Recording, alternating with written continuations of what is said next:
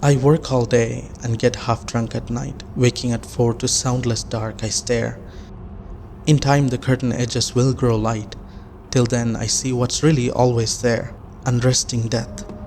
A whole day nearer now, making all thought impossible, but how and where and when I shall myself die. Arid interrogation.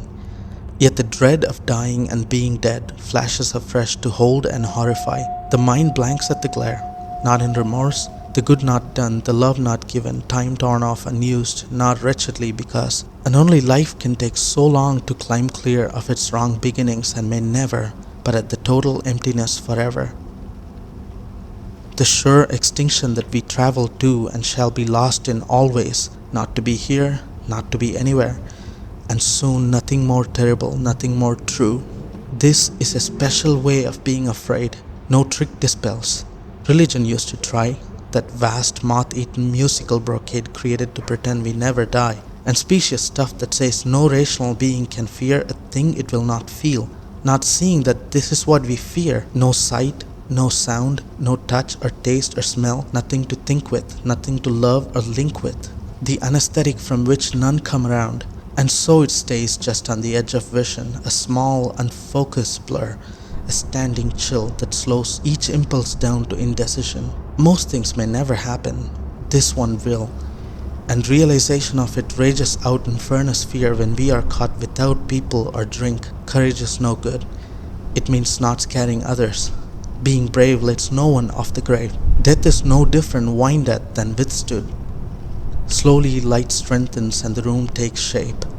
It stands plain as a wardrobe what we know, have always known, know that we can't escape, yet can't accept.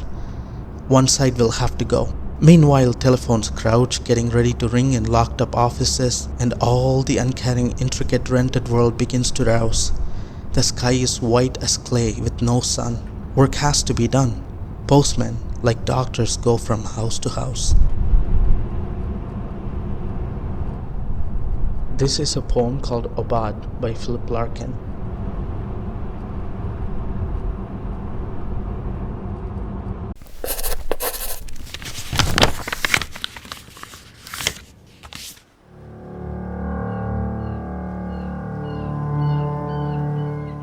It was a clear sunny day in the tropics. I was in some remote island swimming in the turquoise waters. What a beautiful life. Everything was peaceful, stable. That's when I felt a sting on my foot. Something bit me underwater. I thought nothing of it at first, but then this fear crept in. What if it's something poisonous? A deadly fish, snake, crab, something unknown? Will I die? Of course, it was just a passing thought. I'm still alive months later, toiling away in front of my computer. But the fear gave rise to an interesting question, which I've been exploring ever since. How fragile is life? A small bite from a tiny insect can kill you. You can die while climbing a staircase, while walking on the road, while driving, while working, while hiking, during picnic, during a vacation. The possibilities are simply endless. Yet day in and day out, we make plans for the future. Somehow death is not the primary occupant in our minds. It boggles my mind that we as humanity are not constantly obsessing over this inevitable mystery. When I say death, I don't just mean the expiry of life. I'm also thinking about the irreversible changes that happen every single day. Actually, the world right now is a perfect illustration of this. Late last year, I planned my vacation, booked a ticket, the day of departure arrived, I checked the stoves, turned all the lights off, locked my apartment and happily traveled. Then COVID happened. I couldn't enter China. That's where my life is. I thought I was leaving my apartment for 20 days. It's almost a year now. I'm working remotely somewhere far away from my apartment. When I think about the chain of events, I realize how powerless we really are as species. Almost everything is out of our control. We are but a leaf caught in the mighty river. We have countless stories like this just this year alone. But think about all the major events in the history. Predictable and routine life could change permanently in a blink of an eye. In her book 999, The Unforgettable True Story of the First Woman in Auschwitz, author Heather Dune McAdam describes the struggles of a young woman, Edith Grossman, an Auschwitz survivor. It all began when Edith Grossman and 900 young Slovak women, many of them teenagers, boarded the first official Jewish transport to Auschwitz in 1942. One morning we wake up, Edith recollects, and we saw outside on the street, glued on the sides of the houses, an announcement that all the Jewish girls and married girls from 16 up have to come to the school the 20th of March 1942 for work.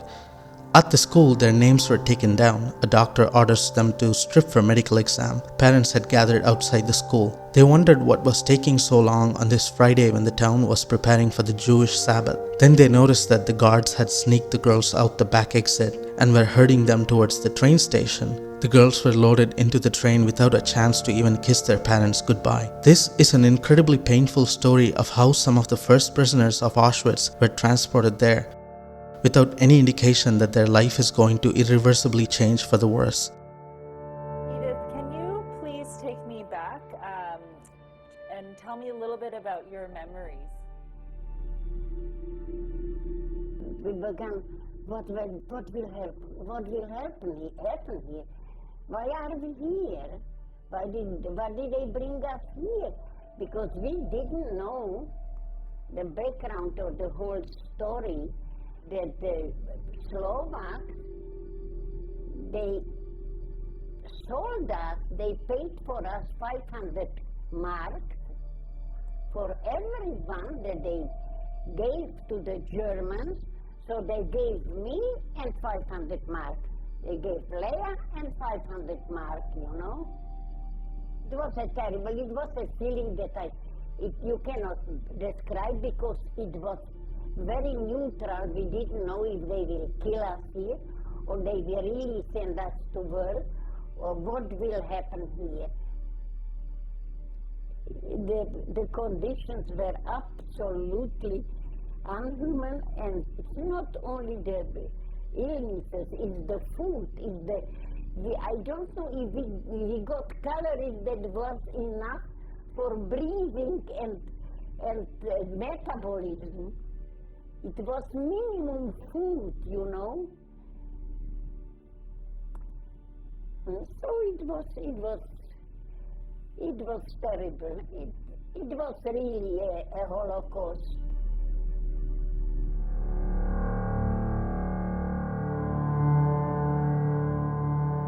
The feeling of this instability cropped up again when I was watching this fantastic HBO show called Chernobyl. It is based on the true story of one of the worst nuclear disasters in the history of mankind. Pripyat was a young town just 2 kilometers away from the Chernobyl power plant. It was home to happy families and thriving population. It's a quiet and peaceful town.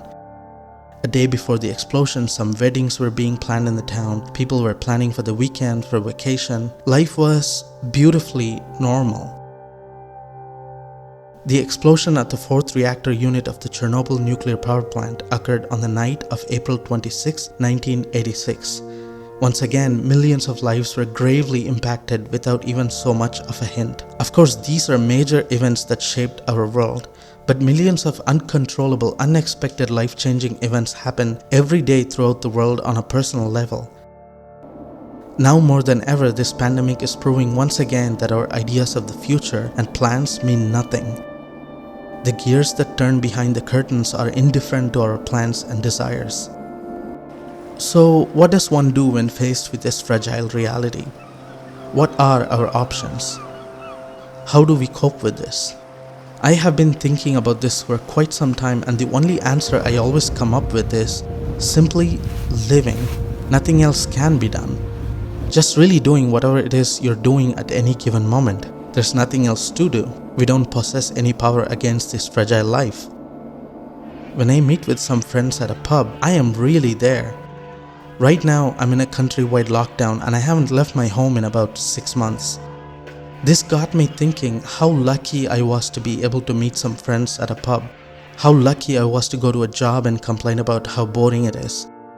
How incredibly beautiful it is to go to a supermarket and do groceries. What I once took for granted is now a privilege. Sitting near a pond and watching the ducks? Working on our presentations, writing our exams, taking the bus, preparing dinners, watching TV. These are the only things we can do when faced with this incredibly fragile reality. I feel lucky to have lived a predictable life. Predictable is boring, and boring is precious.